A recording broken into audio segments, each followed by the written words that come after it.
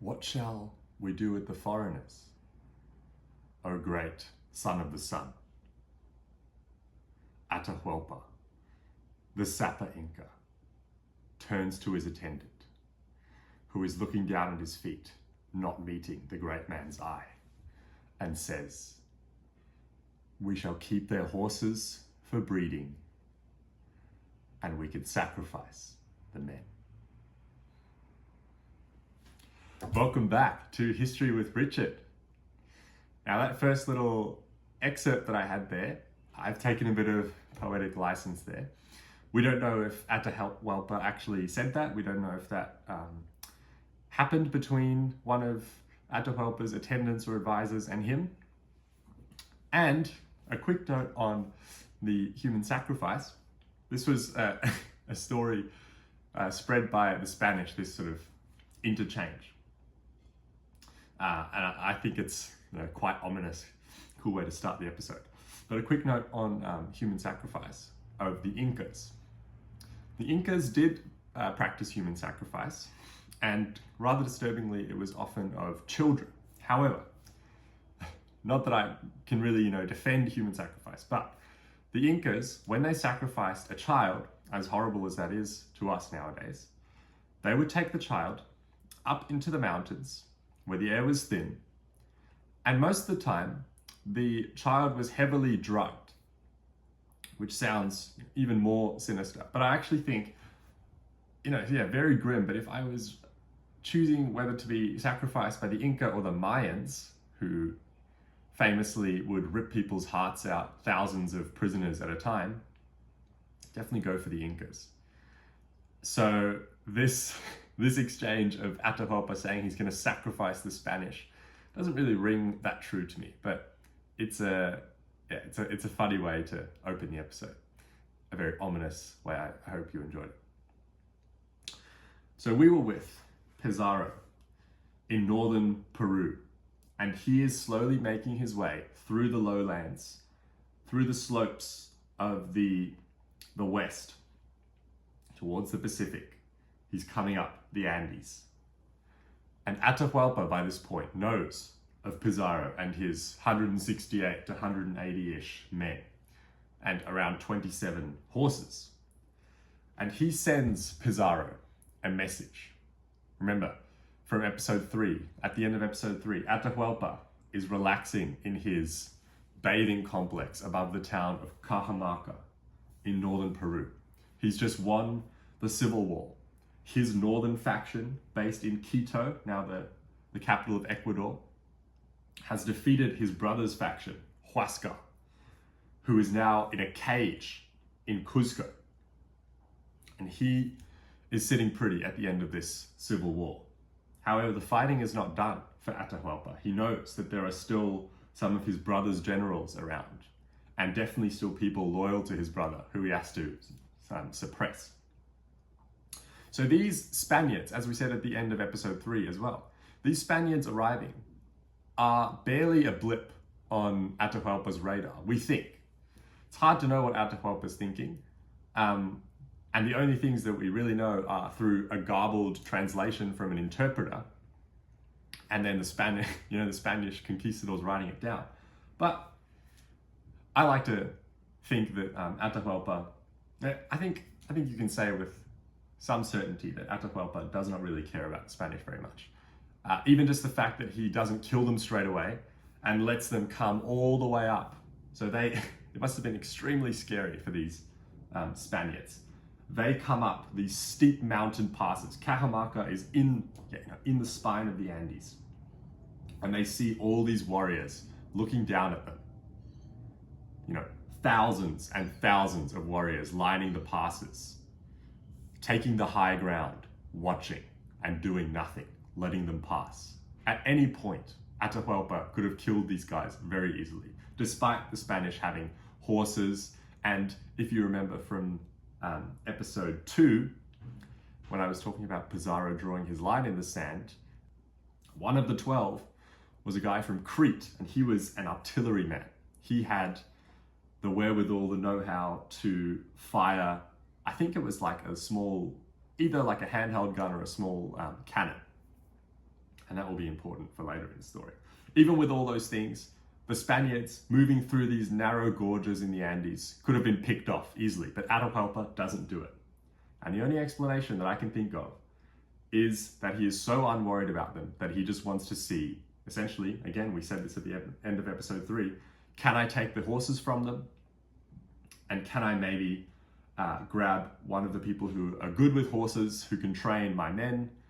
And can I get a blacksmith maybe, or maybe the guy, the artillery man, so he can train us how to fire guns and maybe manufacture some guns. What happens next? I've written a little list here so I don't get too sidetracked today. They come to Cajamarca, this small band of Spaniards. As they pass through the final valley into the vale where Cajamarca sits, they begin to quake in their boots. They see rank upon rank of tents. Turns out that Atahualpa's entire army is camped outside the town. It's estimated up to 80,000 warriors in neat order. And these Spaniards are thinking, what have we got ourselves into? Pizarro, always the man with the bravado, struts around. Maybe he's bricking it as well, but he struts around confidently into the town and says, "Where is Atahualpa? I want to talk." A message comes back and says, "Atahualpa is not in the town. He is in the bathing complex. Please send an envoy or come yourself. The Sapa Inca will not come down to see you." Classic tug of war between two alpha males here. But Atahualpa, in his mind, is thinking, this guy is a nobody. I am the Sapa Inca. I've just won the civil war. I am in charge of 12 million subjects. My empire, it runs from modern day New York to modern day Los Angeles, the length of that amount of land in the mountains. And I'm not going to come to you, Mr. Pizarro. So maybe as a way to spite Atahualpa, Pizarro doesn't go himself to the baths. He sends his brother, Hernando Pizarro, who is perhaps even more of a firebrand. Francisco Pizarro, I think, is a very calculating man. He's also a lot older than the rest of the party. He's in his 50s. Most of the party, late 20s, early 30s, younger men. Hernando, his brother, is someone who has a very short fuse. He sends Hernando, and he also sends another guy called, I think, Hernando de Soto, who is the best horseman of the party. They trot up, I think, with their horses to the bathing complex to meet Atahualpa. It must have been quite a scene. It's been recreated in some movies, but I wish they made a blockbuster, with today's cinematic technology. Atahualpa is sitting on his golden throne. If you've seen the thumbnail for this episode and for episode 4, he has a red tassel interwoven with gold, a red sort of cloth headband with a tassel hanging down the front. This signified that he was the leader of the Inca people, the leader of Tawantinsuyu and the Runa. And he's sitting on this magisterial throne. The two Spaniards come up to him, into his chamber, and start speaking to him. The only way, of course, they can communicate is through their interpreter, who is a boy they have captured from the coastal city of Tumbes in northern Peru. Must have been a really strange way to communicate. You're speaking in Spanish. This boy who you've captured only mere months before, don't know how much Spanish he knows, is then translating to the Sapa Inca, this great man into whose domain you've come, and there's a back and forth. The whole time, the Sapa Inca, Atahualpa, for the first, 10, 15 minutes, is silent, does not speak, does not look at the Spanish. It's just gazing straight ahead, impassive, calm. At one point, Hernando, I think, brings in his horse to try and scare the Sapa Inca. And there's a famous scene in one of the diaries of the Conquistadors. Again, we can take it with a grain of salt, but I like the image. The horse is stamping around in front of Atahualpa. and it does a big neigh right in front of the Inca's face. He does not even look up. He does not blink. He is as if he's made of stone. Finally, Hernando Pizarro, Francisco's younger brother, the firebrand, has lost it. And he starts shouting obscenities in Spanish at Atahualpa. At this point, it's the first time that Atahualpa seems to acknowledge their presence. He looks up, looks them directly in the eye, which almost never happens in Inca society. For anyone who isn't Atahualpa to even look at him in the face, to meet his eye, is a big no-go. It might even be a death sentence, I'm not sure. Nobody looks the Sapa Inca in his eye. Nobody dares touch him except his serving women. But now he looks up. There is fury in Atahualpa's eyes, and he meets the eyes of Pizarro. And he just starts, shouting back. He is furious. He just thinks, these absolute pretenders, you haven't even shown me respect. Honestly, go piss off. He says, I will meet you tomorrow. I've had enough of you. Go back down to the town. And I really wonder what he's thinking at this point. Because the next day, something really quite extraordinary happens. The two Hernandos, Pizarro and De Soto, come back down to the town. Again, it's amazing that none of these people have been killed, right? They've just insulted the great man. And I actually have no idea why they're still alive. Maybe we'll never know. And I'm not sure if it's clear in any of the Conquistador diaries as much as we can trust them. What we do know is recorded in the diaries is a meeting that Pizarro has as night falls. The day of the meeting with Atahualpa. They decide the next day that when Atahualpa comes to meet them, they will not be diplomatic. They will not be courteous. They are going to be Machiavellian and try and capture Atahualpa. They think, despite if this goes wrong, they know there are 80,000 warriors waiting to kill them in truly abhorrent ways, I'm sure. They know that if they can capture Atahualpa, or they gamble that maybe then they will have a bargaining chip.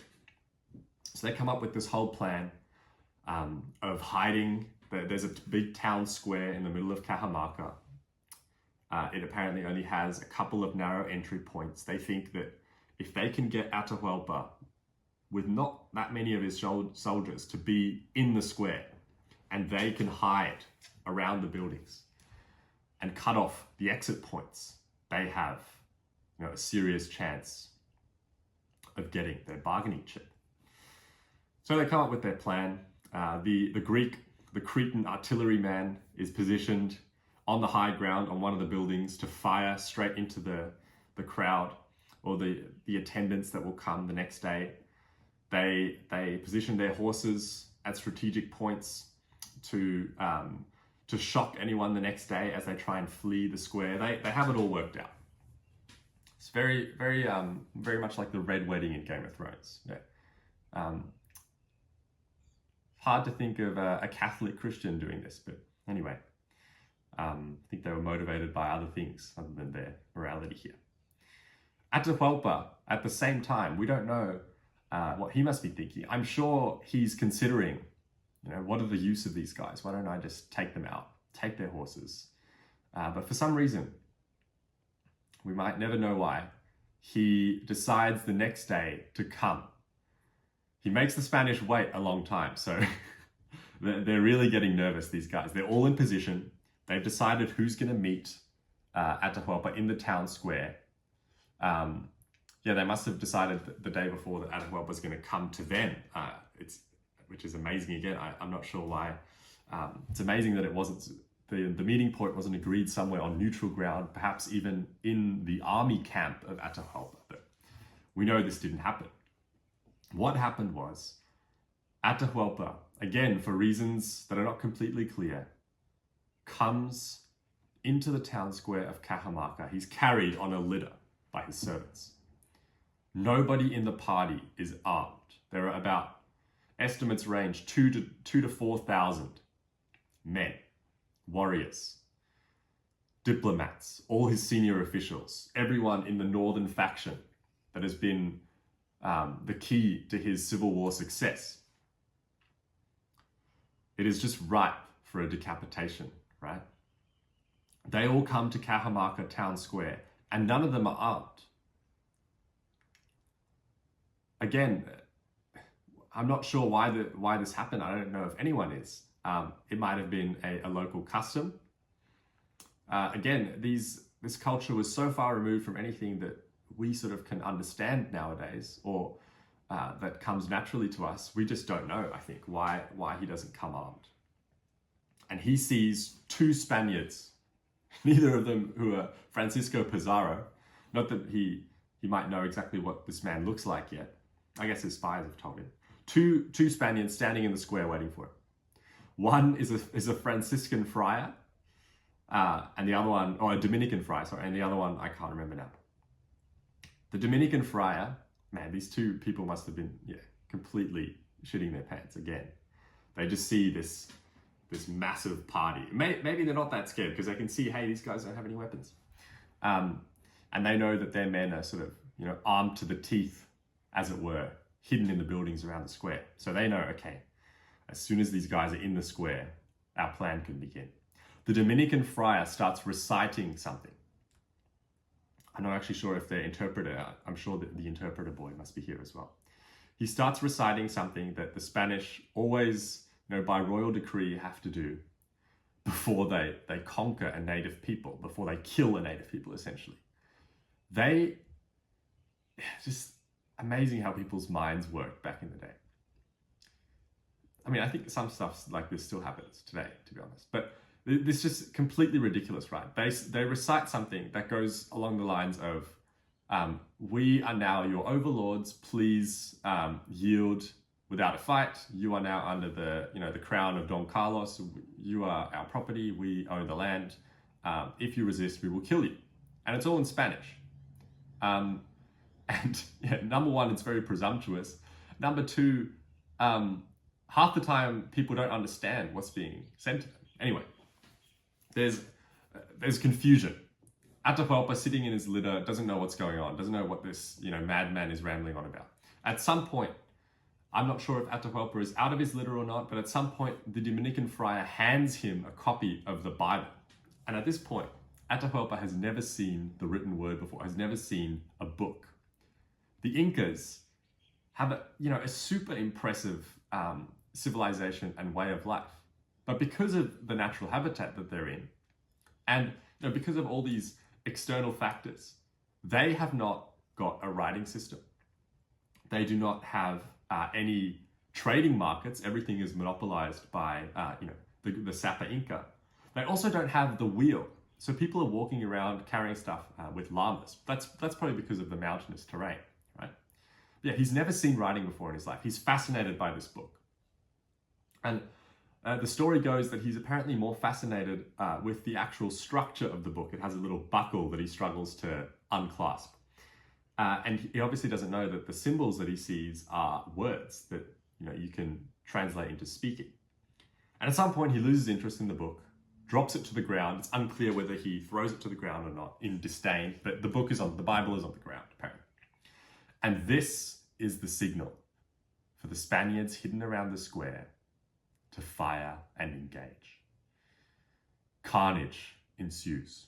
Horses come in. Now, there's absolutely no honor in this. It's literally like the Red Wedding in Game of Thrones. These people have been invited to a discussion.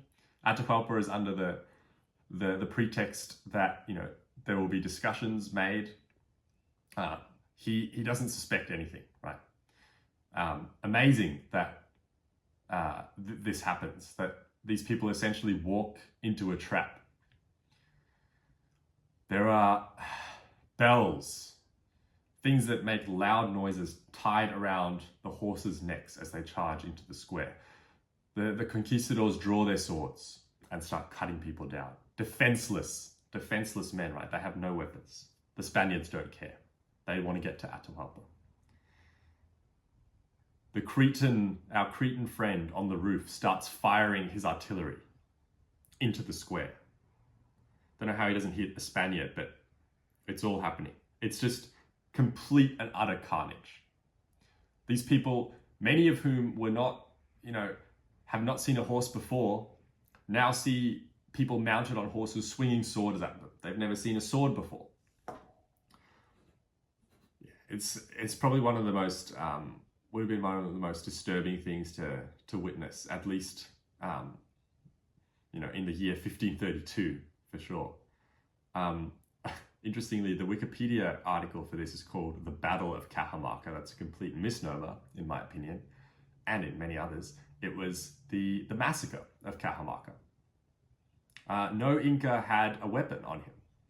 And there are these gruesome details of the servants, the porters holding up Atahuallpa's litter. By this point, he's back in the litter, trying to hide, trying to get out of the square, but all the exits are blocked with Spanish cavalry and they're trapped. They must know at some point that they're going to die. And later descriptions are truly, truly terrible. One of the Conquistadors documents that it was more akin to slaughtering livestock and cattle than humans, because I think a lot of the Incas had given up by that point. And there's gruesome details. Again, I'm sorry if this grosses you out, but I think it's important to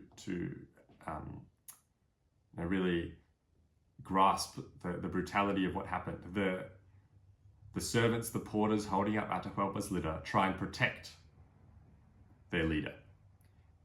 And as they're trying to hold up the litter, as they're trying to fend off these people with swords, they just get hacked to pieces. Arms are chopped off. Apparently Francisco Pizarro is one of these men trying, in a frenzy of blood and mayhem, to try and get to Atahuallpa. And eventually they pull him off the litter. An unthinkable thing for a society where you don't even look this man in the eye. Atahuallpa, in one of the most brutal bloodbaths where 2,000 to 4,000, everyone in his welcome party, all his top generals, all his top diplomats, all his top officials killed. And Atahuallpa, completely disorientated, completely stunned, covered in blood, covered in guts, is dragged into one of the buildings around the square and is made to stay in that building with Francisco Pizarro that night. I think I'll stop this episode there.